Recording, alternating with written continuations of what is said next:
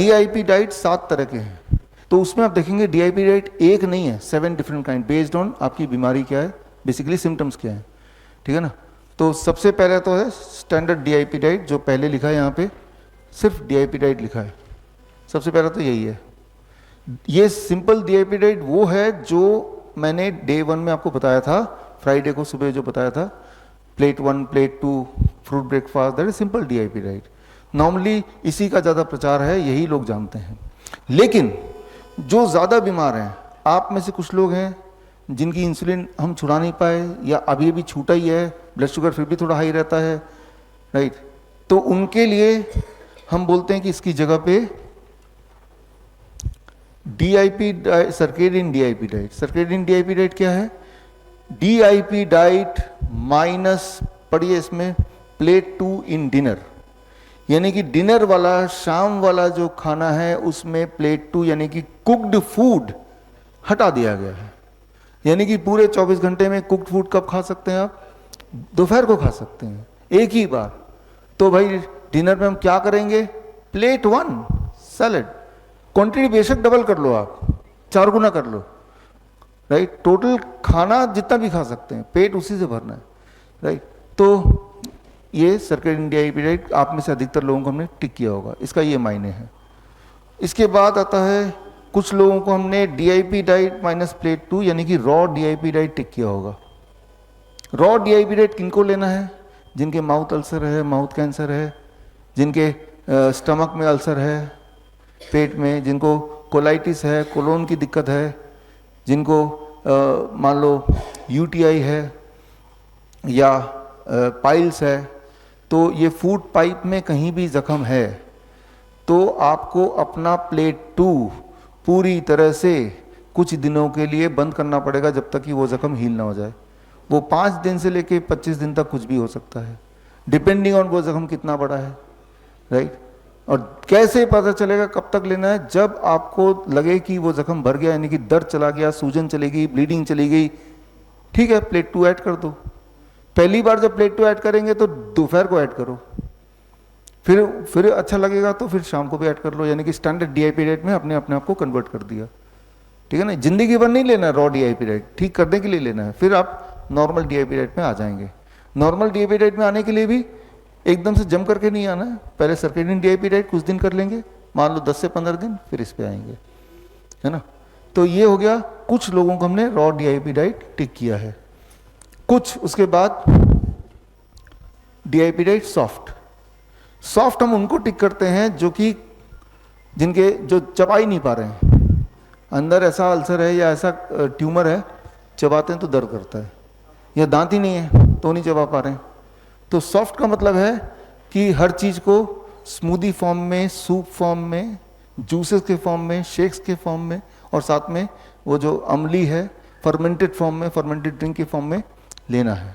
इनकी रेसिपीज़ भी हम आपको दे देंगे, राइट, पूरी तरह से, ताकि आप सॉफ्ट डीआईपी डाइट बना पाएँ। तो ये थोड़े से हैं आप ही में से जिनको टिक किया।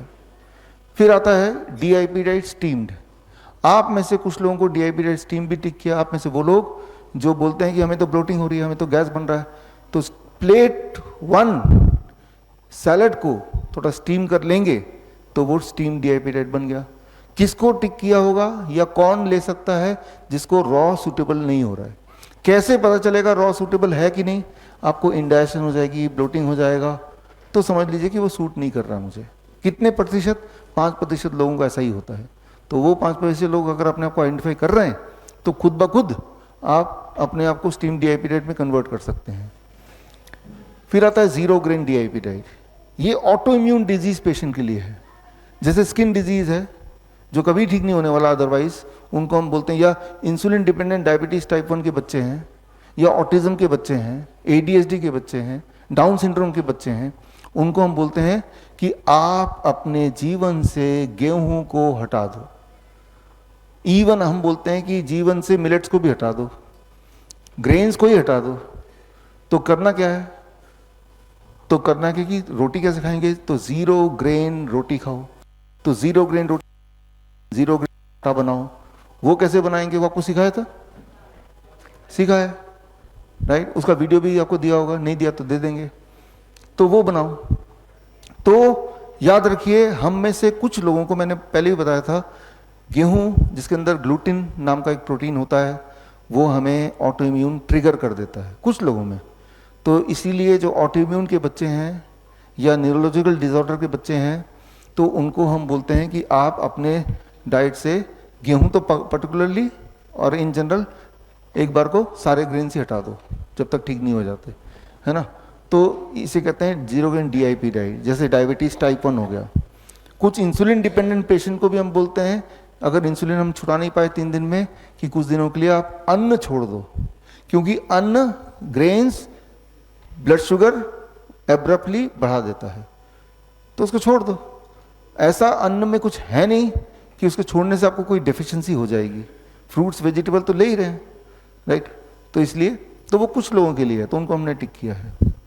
फिर आता है एक आखिरी nitric oxide DIP diet. Nitric oxide DIP diet क्या है कि जब ये खास तौर पे हम बोलते हैं जो insulin dependent diabetes type 1 type 2 patients को, कि इंसुलिन हम पूरी तरह नहीं छुड़ा पाए, ब्लड शुगर हाई जा रहा है, या जिसका भी ब्लड शुगर हम कंट्रोल नहीं कर पाए, वो मैंने आपको बताया भी था। DIP डाइट स्टैंडर्ड वाला ही है, लेकिन दिन में 3 बार पत्ते खाने हैं। कितना पत्ता खाना है और कौन सा पत्ता खाना है? जितना बॉडी वेट है, मेरा बॉडी वेट 70 kg है, तो 70 ग्राम पत्ते पूरे दिन भर में मुझे खाना है। 70 ग्राम कौन से पत्ते? मूली के पत्ते, पान के पत्ते, धनिया के पत्ते, पुदीना के पत्ते, पालक के पत्ते, सलाद पत्ता, कई सारे पत्ते होते हैं, करी पत्ता, नीम का पत्ता भी हो सकता है। 3-4 तरह के पत्ते ले लिए जो एक्सेसिबल है, अवेलेबल है, उसको 70 ग्राम मैंने देख लिया। उसका 1/3 लिया खाली पेट सुबह खा लिया, 1/3 लिया लंच से पहले खा लिया, 1/3 लिया डिनर से पहले खा लिया। तो ये है, आपने 3 खुराक ले ली इंसुलिन की जगह, है ना। क्योंकि छोटे बच्चों को जैसे इंसुलिन डिपेंडेंट 3 बार तो क्या 4-4 बार इंसुलिन लगते हैं, फिर भी ब्लड शुगर कंट्रोल नहीं होता। तो इंसुलिन ना लेके ये कर लो, ठीक है। साइड इफेक्ट भी कुछ नहीं है इसका, और हमेशा भी नहीं करना है, कुछ दिनों में ठीक हो जाना है आपका ब्लड शुगर की दिक्कत, फिर नहीं खाना। तो this is called as nitric oxide DIP diet. तो इस तरह से हम अपने सूझबूझ से आपके लिए क्या सूटेबल होगा वो हमने टिक करके दे दिया। अब लेकिन आपको मैंने साथ में एक्सप्लेन किया तो आपको और समझ आ गया कि क्यों दिया। तो उसके क्यों के हिसाब से आप खुद भी चाहे तो ये देख सकते हैं कि कौन सा आपको ज्यादा सूटेबल है, तो अदला बदली भी करके देख सकते हैं विच इज मोर सूटेबल।